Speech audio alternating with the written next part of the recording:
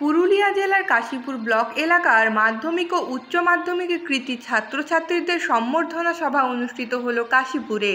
মানবিক আস্থা ফাউন্ডেশনের উদ্যোগে আজ রবিবার দুপুর প্রায় 1টা নাগাদ কাশীপুরের তরুণ সংঘ লাইব্রেরিতে আনুষ্ঠানিকভাবে কাশীপুর ব্লক এলাকার মোট 82 জন মাধ্যমিক উচ্চ মাধ্যমিকে কৃতী ছাত্রছাত্রীদের মোমেন্টো সহ ফুলের তোড়া ও মিষ্টির প্যাকেট দিয়ে সম্বর্ধনা জানানো হয়, যেখানে উপস্থিত ছিলেন পুরুলিয়া জেলার বিশিষ্ট সমাজসেবী সৌমেন বেলথরিয়া সহ রঘুনাথপুর মহকুমা তথ্য ও সংস্কৃতি দপ্তরের আধিকারিক সায়ন ঘোষ, পুরুলিয়া জেলার বিশিষ্ট চিকিৎসক ডাক্তার নয়ন মুখার্জি সহ অন্যান্য বিশিষ্ট ব্যক্তিত্বরা।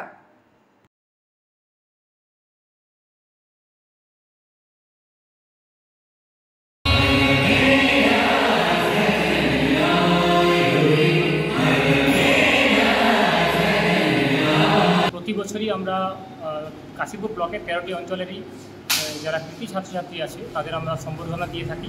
এই বছরও আমরা সেভাবেই আমরা কাশীপুর ব্লকের 13টি অঞ্চলের প্রায় 82 জন ছাত্রছাত্রীদের হাতে আমরা কৃতী ছাত্রছাত্রীদের সম্বর্ধনা তুলে দিলাম।